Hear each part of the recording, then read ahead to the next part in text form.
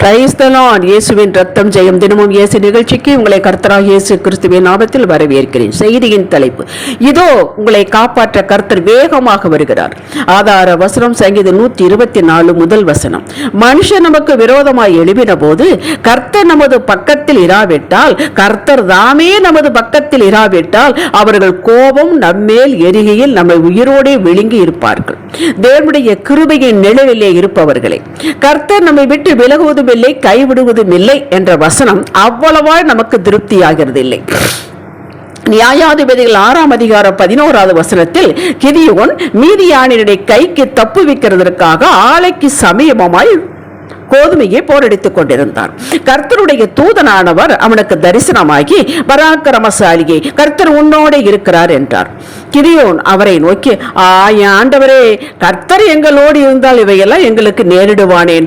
கர்த்தர் எங்களை எகிப்திலிருந்து கொண்டு வரவில்லையா என்று எங்கள் பிதாக்கள் எங்களுக்கு விவரித்து சொன்ன அவருடைய அற்புதங்கள் எல்லாம் எங்கே?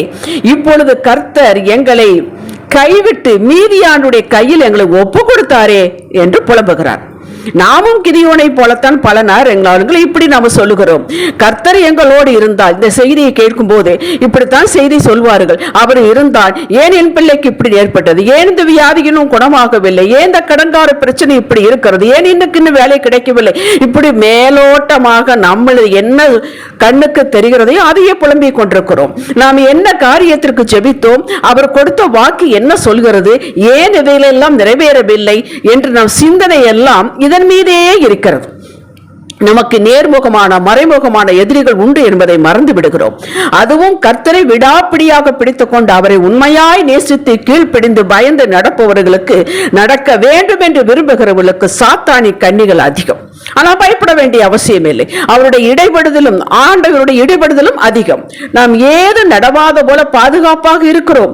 காரணம், கர்த்தர் வேகமாக துரிதமாக நம் எதிரியோட இடைபட்டு காப்பாற்றி வருகிறார் என்பதை நாம் மறக்க வேண்டாம். சில காரியங்கள் நமக்கு தெரிகிறது. இன்று மட்டும் கர்த்தர் இடைபடாமல் இருந்தால் என் கதி அதோ கதிதான் என்று ஆகையால் நன்றி சொல்கிறோம். ஆனால் பல சமயங்களில் இந்த உணர்த்துதல் இல்லாமலே காப்பாற்றப்பட்டு வருகிறோம். அவர் கண்மணி போல் காப்பாற்றுகிறேன் என்பது இதுதான்.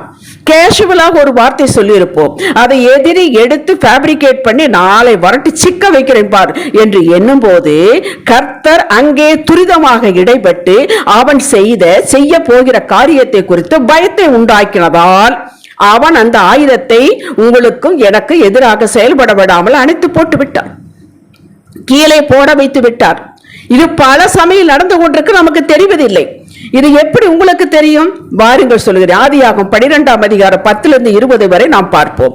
ஆபிரகாம் எகிப்துக்கு போகிறார். பஞ்சம் வந்து விட்டது, எகிப்திற்கு போகிறார். எகிப்திற்கு போகும் பொழுது இவள் அழகாக இருக்கிறாள். அதனால் அவன் மனைவியை பார்த்து, சாராளை பார்த்து, நீ என்னுடைய சகோதரி, உங்களுக்கு தெரியும் இந்த வரலாறெல்லாம், உன்னுடைய சகோதரி என்று சொல், நான் உன்னுடைய சகோதரி மனைவி என்ற என்னை கொன்று விடுவார்கள் என்று சொல்லி பொய் சொல்ல வைத்து விட்டார். ஆனால் அவள் அழகா இருக்கா, பார்வோனுக்கு சொல்லப்பட்டது, அரவணைக்க கொண்டு போகப்பட்டாள். அவள் கொண்டு போகப்படும்போது ஆபிரகாம் வாய் திறந்தானா? இல்லைங்க, தெரியாம சொல்லிட்டுங்க, அதை என் ஒய்ஃபுங்க விட்டுருங்க சொன்னானா? சொல்லலை. சொன்ன பிரச்சனை இன்னும் ஒர்ஸ்டா போயிரும், எனக்கு தெரியும். அவன் ஏதும் பேசவில்லை. கர்த்தர் இடைவிடுவார், என்னை கொண்டு வந்த நோக்கம் உண்டு என்பதை அமைதியாக இருந்தான். 17ஆம் வசனம் தான் முக்கியம். ஆபிரகாமுடைய மனைவியாகிய சாராளி நிமித்தம் கர்த்தர் பார்வோனையும் அவன் வீட்டாரையும் மகாவாதைகளால் வாதித்தார். கேட்டீர்களா? அப்பொழுது பார்வோன் ஆபிரகாமை அழைத்து, நீ எனக்கு ஏன் இப்படி செய்தாய்? இவள் உன் மனைவி என்று நீ ஏன் எனக்கு அறிவியாமல் போனது என்ன என்று சொல்லி அவனை உடனடியாக அனுப்பி வைக்கிறான். அவனுக்கு கொடுத்த பொருட்கள் எல்லாவற்றையும் உடனடியாக கொடுத்து அனுப்பி வைக்கிறான். அன்று மட்டும் கர்த்தர் இடைபடாமல் இருந்திருந்தால் சரித்திரம் வேறு விதமாக போயிருக்கும். அப்படித்தான் நமக்கும் அப்படித்தான். பல நேரங்களில் யோசித்து பாருங்கள். இதே பிரச்சனை ஆதியாகமம் 26ஆம் அதிகாரத்தில் தன் மகன் ஈசாக்கிற்கு ரெபெக்காளுக்கு நேரிட்டது.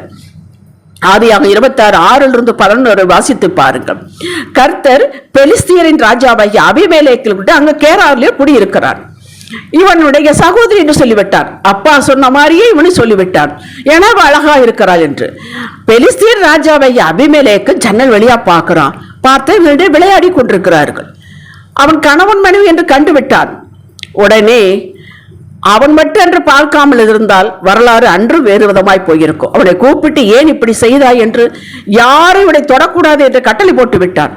யாக்கோபன் தேசத்திற்கு திரும்பி 2 பருவாரங்களோடு போகையில் தன் சகோதரர் ஏசா தன்னை எதிர்கொண்டு வருகிறான் என்று கேள்விப்பட்டதும் பயந்து விட்டான்.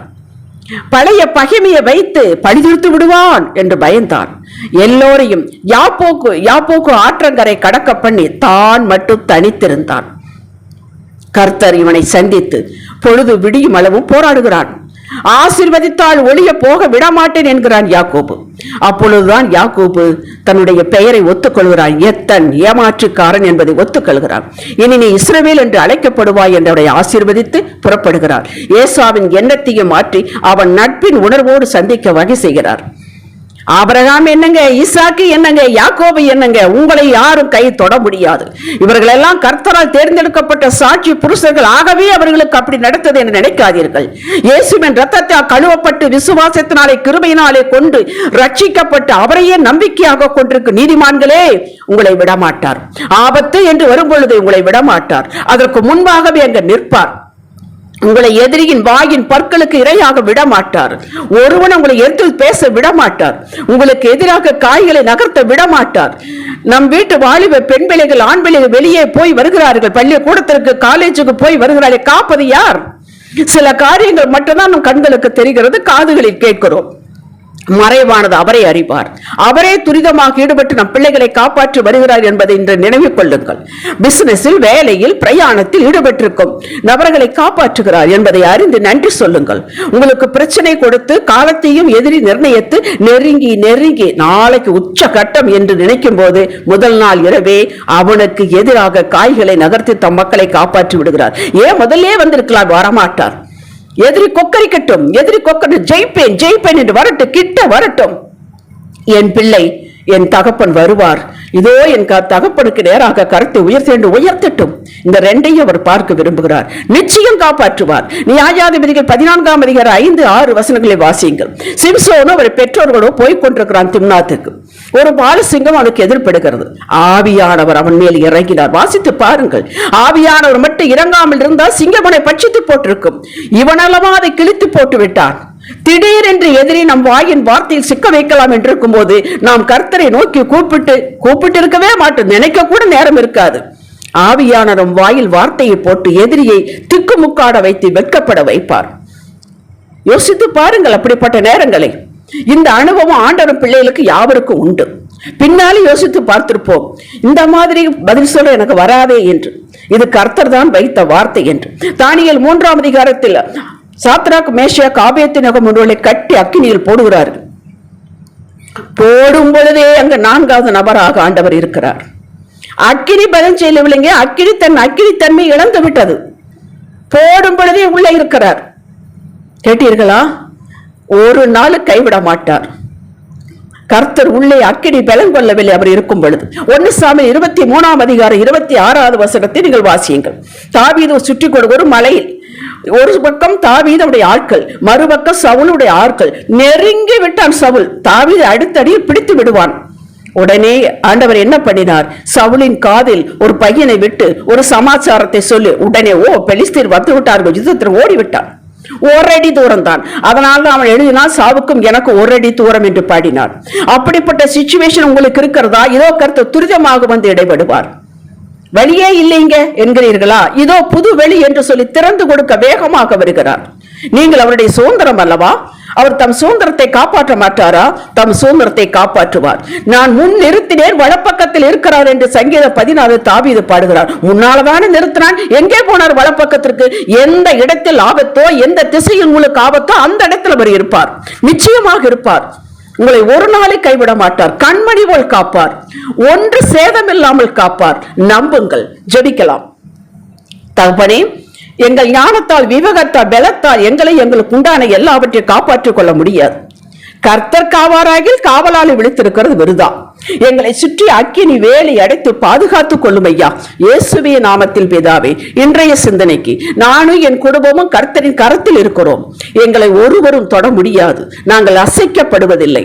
ஆமென். ஹல்லேலூயா.